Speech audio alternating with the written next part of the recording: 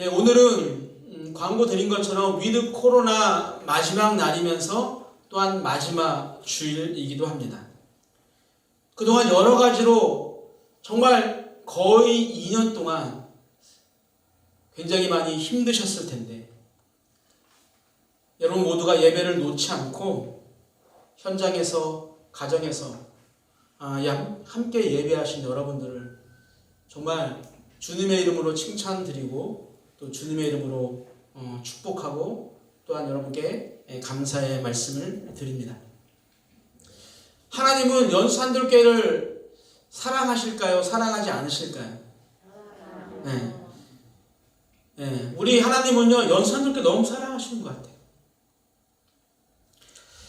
제가 한 달 전부터 10월 3일 첫째 주일부터 11월 추수감사주일은 일부에 통합해서 예배를 드린다라고 광고를 계속했어요. 그리고 광고를 하면서 계속 기도했는데 하나님께서 그 기도를 저는 들어주셨다고 생각합니다. 그래서 다음 주부터 현장 예배 정원의 50%가 예배를 드릴 수 있게 하심으로 우리가 모두 함께 예배를 드리게 되었습니다. 그동안 인원 제한 그리고 어떠한 직장과 여러 가지 제도적 제한 때문에 예배 참석이 어려웠던 성도님들도 이번 추수 감사주일을 맞이해서 함께 예배하며 또 2021년도 지금까지 지켜주신 하나님을 감사하면서 마음껏 찬양하는 2021년도 추수 감사주일이 되었으면 너무 좋겠습니다. 오늘 본문 말씀을 가지고 구원받은 자의 삶이란 제목으로 우리 함께 말씀을 나누려고 합니다. 여러분이 세상에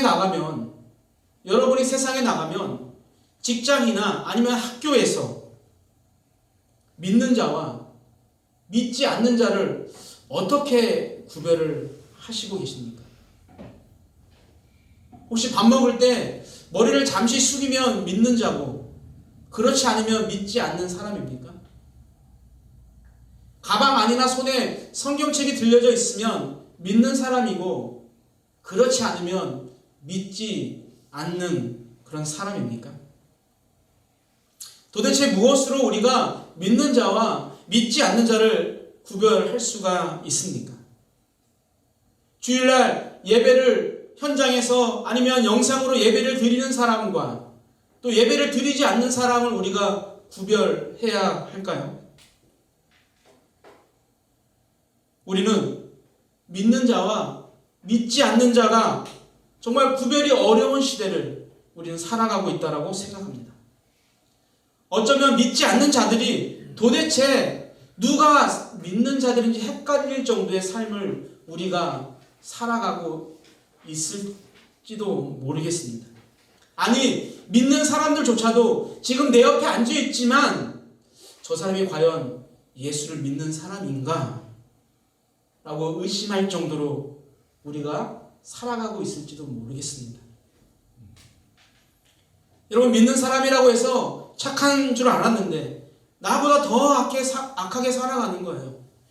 교회 다닌다고 해서 정직할 것이라고 생각했는데 세상의 눈으로 보니까 나보다 더 악하고 나보다 더 거짓을 이용해서 나의 유익을 구하는 삶을 살아가고, 교회 다닌다고 해서 사랑이 많을 거라고, 왜 교회는 사랑하니까 교회를 다녀서 사랑이 많을 거라고 생각했는데 부모나 친척들에게 하는 것을 보면 집에서 기르는 동물보다도 더 사랑하지 않는 것을 보면서 그것을 보는 세상 사람들은요 너무 헷갈리지 않을까요?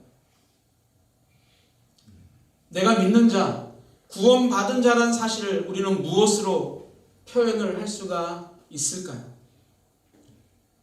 여러분, 더 이상 밥 먹을 때 기도하는 것으로, 성경책을 읽는 것으로, 내가 믿는다고 누구에게 이야기하는 것으로 우리가 구원받은 사람이라는 것을 남들이 인정하지 않는 그런 세상이 되고 말았습니다. 그렇다면 구원받은 자가 어떻게 살아야 남들이 우리를 믿는 자, 구원받은 사람이라고 인정해 줄까요? 오늘 읽은 본문 말씀을 통해서 구원받은 자들의 삶이 어떠해야 하는지에 대해서 오늘 세 가지로 함께 말씀을 살펴보려고 합니다. 구원받은 자의 삶, 첫 번째는요, 무엇을 하든지 다 하나님의 영광을 위해서 해야 합니다. 31절을 다시 보면 이렇게 나오죠. 그런즉 너희가 먹든지 마시든지 무엇을 하든지 다 하나님의 영광을 위하여 하라. 여러분, 먹고 마시는 것은요, 다른 것이 아니라 우리들의 일상의 모든 것을 의미합니다. 큰 일이나 작은 일이나 구분되어지지 않는다는 거예요. 우리가 큰 일이나 중요한 일을 할 때는 그래도 하나님의 영광을 생각하지만 우리가 생각할 때 작은 일상적인 생활에서는요, 하나님의 영광을 놓치는 경우가 굉장히 많은 것 같습니다. 그러나 바울은요, 어떠한 일을 할 때 중요한 일만 하나님의 영광을 위해서 하라고 하지 않고 다 하나님의 영광을 위해서 하라는 거예요. 헬라어로 파스라고 하는데 영어로 all이에요. 전체 모든 것을 할 때 우리는 하나님의 영광을 위해서 해야만 합니다.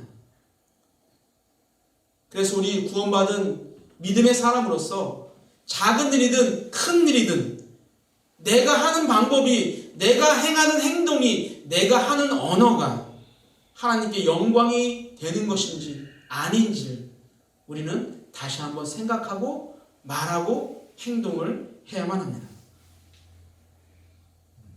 당신은 오직 먹고 마시는 모든 것을 하나님의 영광을 위해서 합니까? 라는 질문에 만약에 우리가 네, 그렇습니다, 나는 모든 일에 하나님의 영광을 위해서 삽니다 라고 우리가 대답할 수 있다면 우리는 세상으로부터 인정받을 수 있고 우리 기독교는요, 세상을 변화시키는 주체가 될 수가 있습니다. 그리고 지금처럼 세상으로부터 욕을 먹지 않아도 될 것입니다. 목사님, 어떻게 모든 일을 하나님의 영광을 위해서 살 수 있습니까? 라고 여러분들에게 저에게 반문할 수 있지만 제가 대답할 수 있는 것은 성경이 그렇게 하라는 거예요. 성경이 다 하나님의 영광을 위해서 하라고 말씀하시기 때문에 저는 오늘 여러분에게 그렇게 말씀을 드리는 거예요.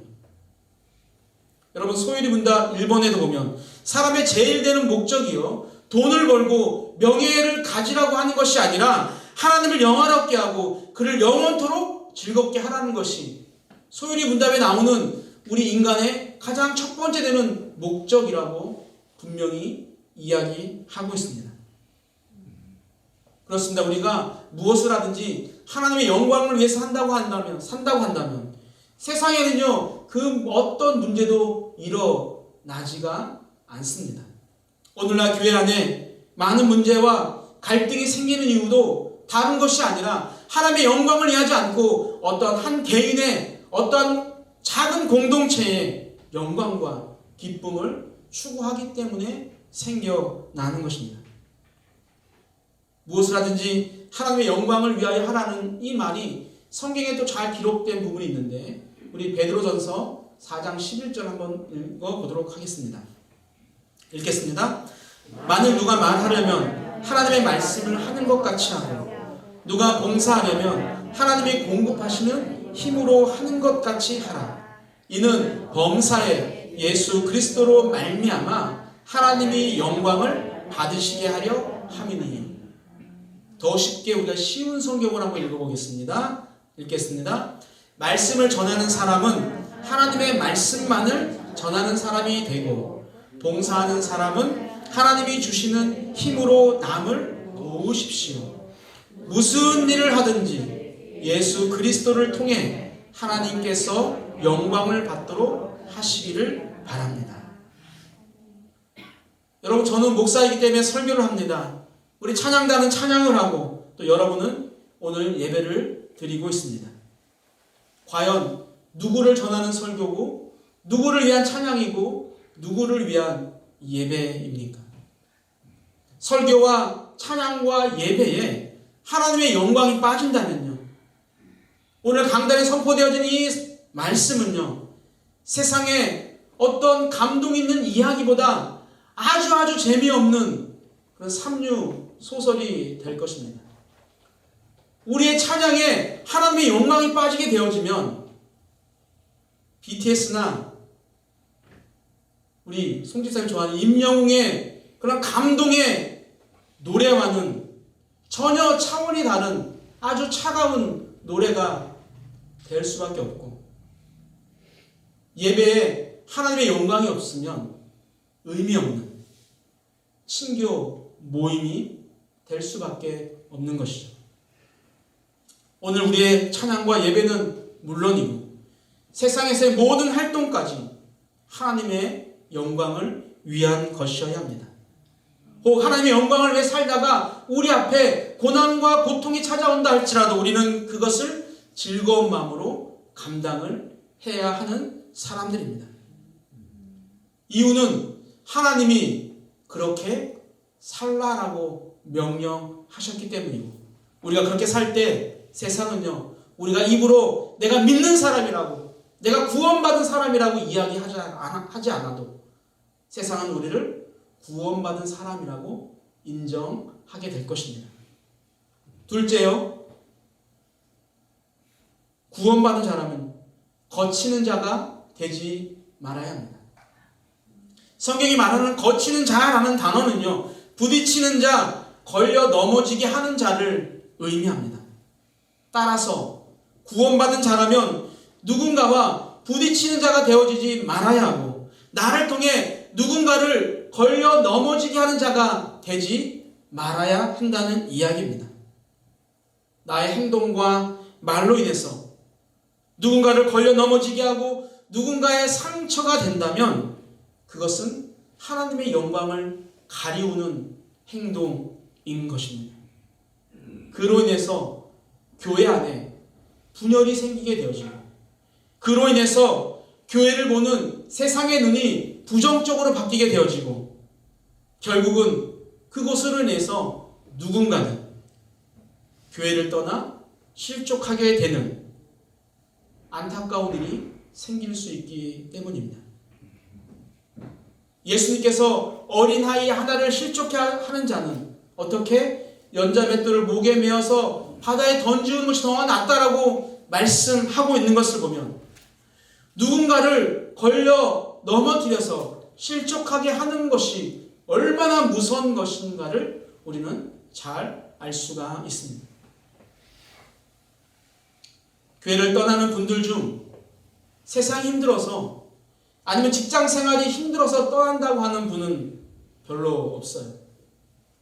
안타깝게도 교회를 떠나는 성도님들 많은 분들이요, 교회 안에 성도 중, 아니 목사 누군가에 의해서 걸려 넘어지고 부딪혀서 상처를 받고 떠난다는 것입니다. 교회 내에서 믿고 의지했던 사람, 아니 앞에서 아니면 어느 곳에서 열심히 봉사하고 있는 그 사람에 의해서 상처받고 떠나는 경우가 많다는 것이죠. 말씀을 준비하면서 저를 한번 돌아보았습니다.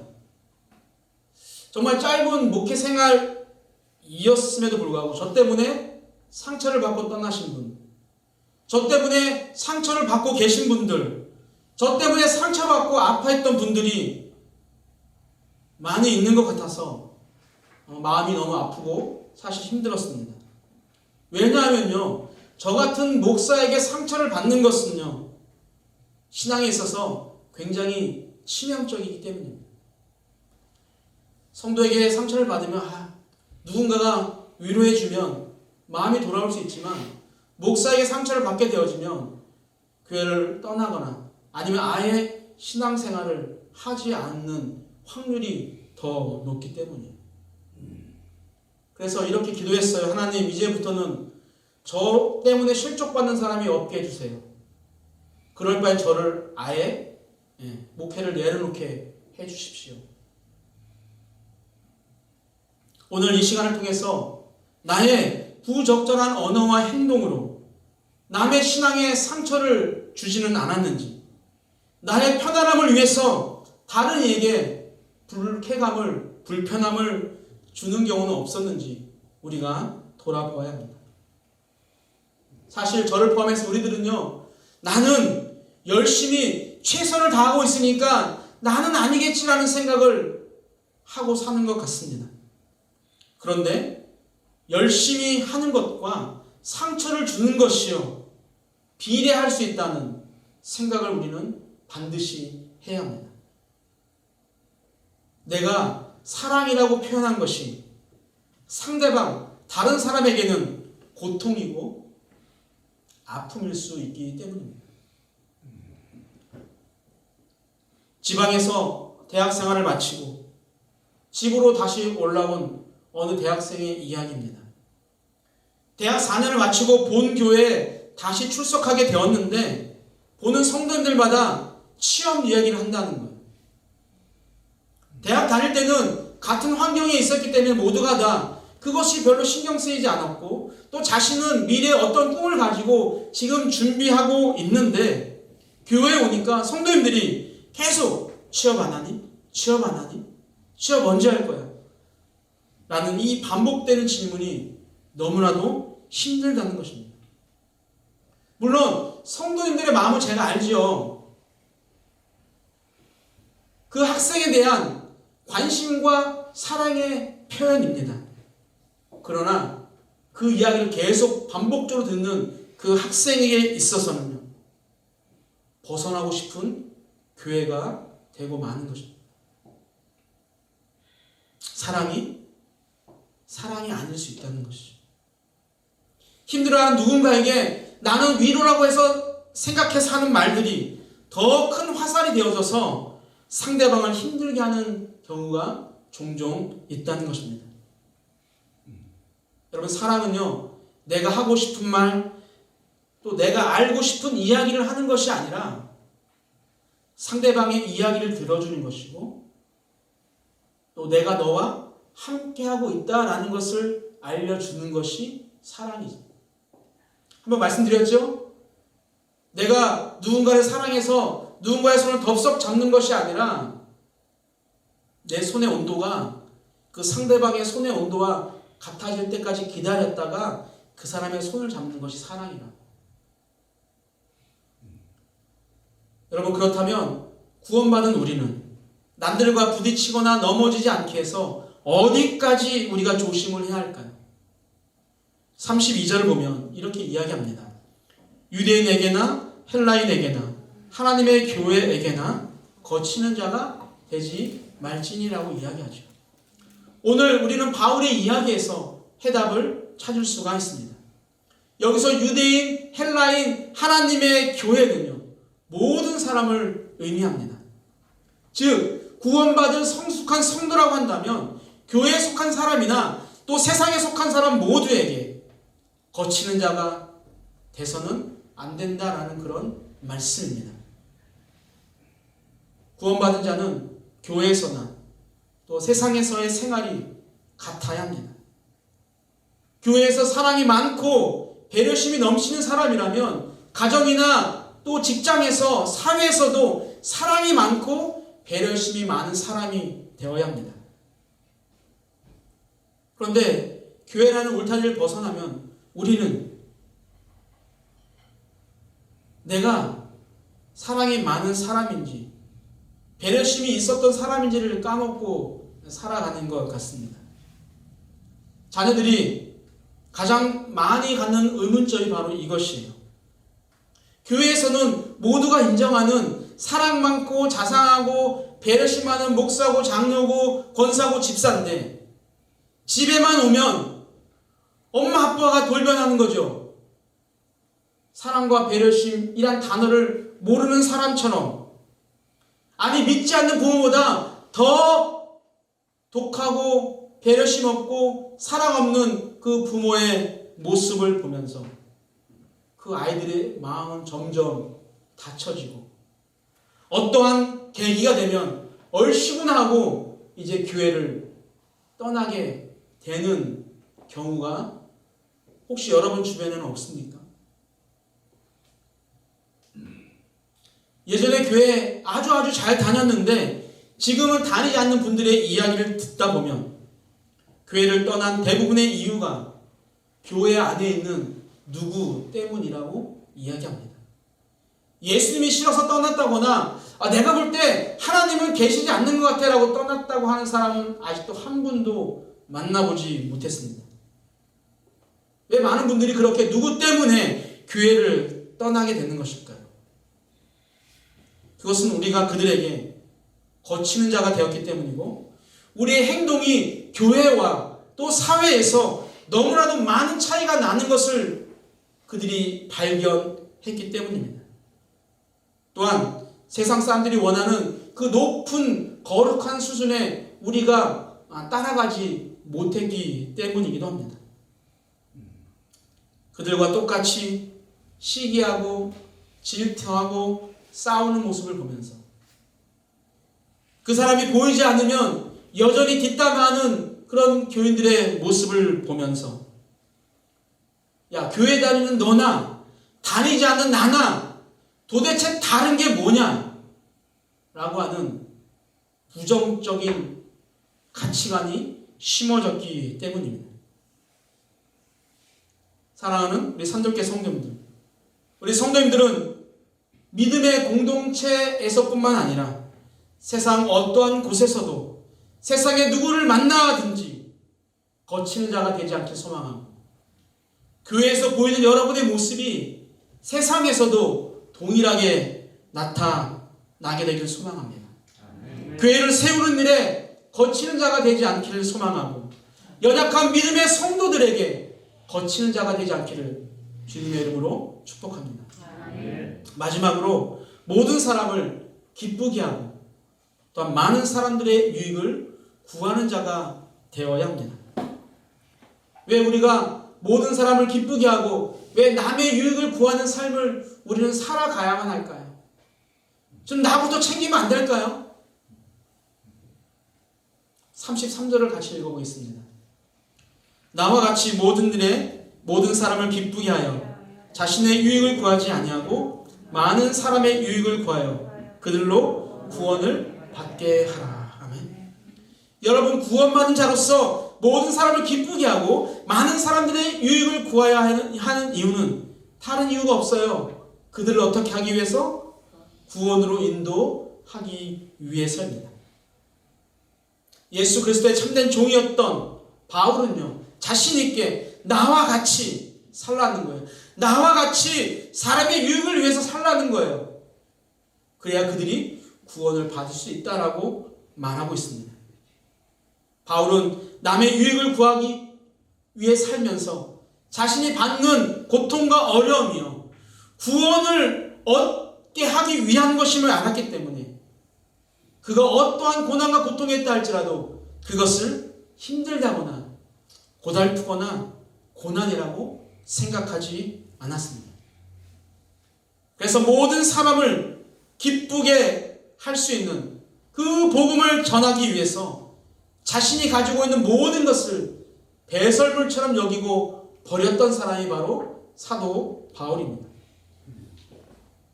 여러분, 바울은요, 로마 시민권이 있었던 사람이고 남들과는 너무나 다른 깊은 학문적 지식을 가지고 있었던 사람입니다. 지금으로 말하면 금수저로 태어난 거예요. 강남에 아주 부잣집 아들로 태어나서 서울대학교 의대 나오고 서울대학교 법대 나온 사람보다도 더 훌륭한 사람이 바울이었습니다.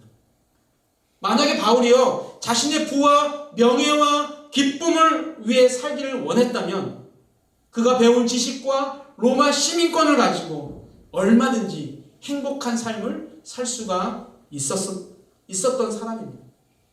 그러나 바울은요, 오늘 말씀처럼 자신의 유익을 구하지 않고 다른 사람의 유익을 구하는 삶을 선택했어요. 왜? 그들을 구원하기 위해서. 이제 50여일이 지나면 이 세상 모든 것의 주인 되시는 그 예수님께서 높은 하늘 보좌를 다 버리시고 낮고 낮은 이 땅에 오신 성탄절입니다. 왜 예수님이 모든 것을 버리시고 이 땅에 오셨을까요?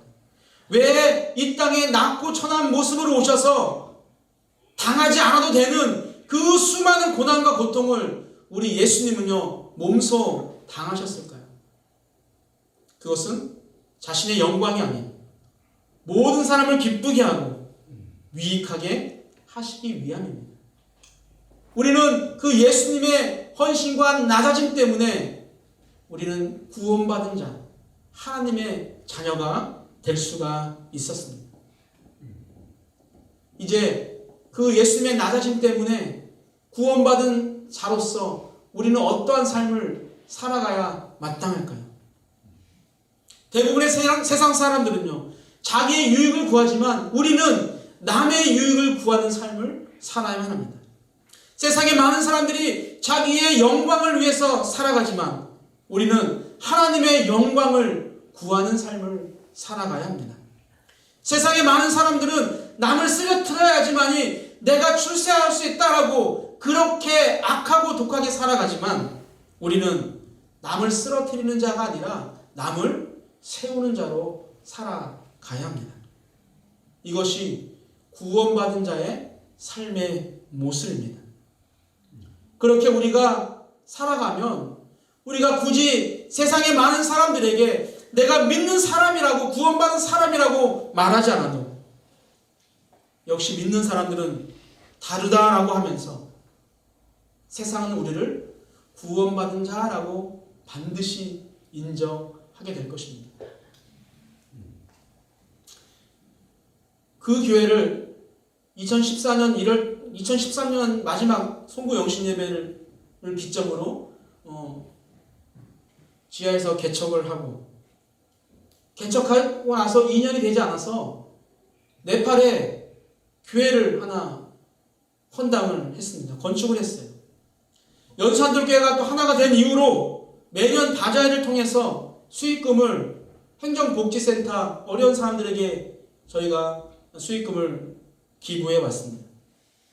작년과 올해는 못했죠. 작년에는 코로나 때문에 바자회를 아예 할 수 없어서 저희가 코로나 특별 헌금을 저희가 해서 대구, 그때 한참 대구가 어려울 때 대구에 있는 교회 저희가 도와주었고 또 교회 내에 힘든 가정들을 저희가 도왔습니다.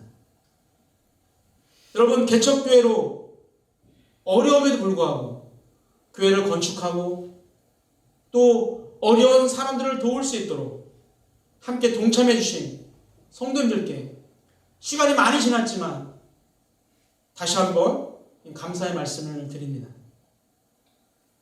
이번 주에 말씀을 준비하는데 계속 성령님께서 제 마음속에 이웃을 도우라라는 이 마음을 주시더라고요. 그래서 장로님께 말씀을 드렸더니 장로님께서 좋은 생각이라고 흔쾌히 승낙을 해주셨어요. 그리고 나니까 제가 받고 있는 교육받고 있는 NCD에서도 동일하게 그 이웃을 사랑하라라는 이 메시지를 저에게 계속 이야기하는 거예요. 그리고 금요일 결정적으로 행정복지센터에 한 달에 한 번 그 모임이 있어서 회의를 하러 갔더니 거기서 동일하게 이웃을 섬기라라고 하는 그 메시지를 저에게 주는 거예요. 여러분, 그동안 마사회라는 단체가 한번 말씀드린 것 같은데 마사회라는 단체가 그 수익금을 가지고 정말 연수이동에 많은 사람들을 도와줬어요. 몇 천만 원의 돈을. 근데 코로나 때문에 그 마사회가 운영이 되어지지 않으니 올해는 도울 수가 없는 거예요. 그래서 지금 하반기에 해야 될 많은 어려운 사람들을 도와주는 행사들이 다 정지되었어요. 정지. 돈이 없으니까 할 수가 없는 거예요. 어떤 혹한기를 돕는 그 49가정인가를 도와주는데 예산이 300만 원 책정되어 있더라고요. 300만 원. 그것을 보면서 우리 교회가 했으면 너무 좋겠다라는 생각이 드는 거예요. 모르겠어요. 저희가 감당할 수 있을지. 먼저는 교회 상가 소상공인들을 먼저 도우려고 합니다. 그들이 너무너무 힘들다라고 이야기하고 있고 또 저희 교회 또 소상공인 경영하시는 분들이 힘든 것을 제가 알고 있기 때문입니다. 그래서 이번에는 추수감사원금을요 교회 주변 소상공인들에게 쓰려고 합니다. 필요한 물품을 저희가 잘 준비해서 정성껏 준비해서 예쁜 선물 박스에 나누어서 포장해서 담아서 나누어 드리려고 합니다. 이 일을 감당하기 위해서 또다시 여러분의 마음과 여러분의 정성과 여러분의 섬김이 필요합니다. 제가 헌금 이야기를 안 하죠. 하지만 이번 추수감사헌금은요, 우리 성도들 모두가 다 동참했으면 좋겠습니다. 우리 청년들도, 우리 학생들도 뭐 100원, 1000원 좋으니까 여러분들이 할 수 있을 만큼 동참했으면 좋겠어요. 내 이름으로. 부모가 나를 대신해 주는 것이 아니라 내 이름으로 내가 100원, 1000원이라도 하나님께 헌금을 드렸으면 좋겠습니다. 여러분의 정성이 모아지면 코로나로 지친 분들에게 정말로 큰 힘이 될 것입니다. 또한 여러분의 나눔으로 지난 시절 하나님을 떠났던 누군가가 교회로 발걸음을 옮기고 또 교회에 대해서 막연한 부정적인 생각을 가지고 있는 그들의 마음이 반드시 움직이게 될 것입니다. 그러나 그리 아니하실지라도, 오늘 오후에 부를 찬양이 그리 아니하실지라도 이런 모습이 구원받은 자의 삶의 참된 모습이기 때문에 순종하고자 합니다. 교회도 어렵고 여러분의 가정도 어렵죠. 그러나 구원받은 자의 삶을 살려는 여러분들의 그 노력과 헌신을 통해서 오늘 바울이 이야기했던 것처럼 구원의 역사가 반드시 여러분을 통해서, 여러분의 헌신을 통해서 일어날 것이라고 확신합니다. 별로 확신이 안 드시나요? 그냥 목사님 혼자 다 했으면 좋겠습니다, 그런 생각이 좀 드시나요? 저도 그러고 싶은데 사랑하는 우리 선들께 성도 여러분, 하나님의 구원 사역에 다른 교회, 다른 성도가 아니라 큰 교회, 어떤 대기업의 회장, 사장들이 아니라 작지만 하나님을 사랑하는, 하나님의 구원에 확신이 있는 여러분들과 우리 산돌교회를 통해서 한 해도 빠짐없이 그 놀라운 일에, 그 귀한 사역에 우리가 쓰임받게 되기를 주님의 이름으로 축복합니다. 아까 찬양에 모든 시선을 주님께 드리고 살아계신 하나님을 느낄 때 내 삶은 주의 역사가 되고 하나님이 일하기 시작하네. 우리의 시선이 돈과 물질에서부터 우리가 떠나게 되어지고 하나님께 우리의 시선이 고정되어지면 우리가 상상하지 못하는 하나님의 놀라운 일이 여러분들을 통해서 반드시 이루어질 것이라고 믿습니다.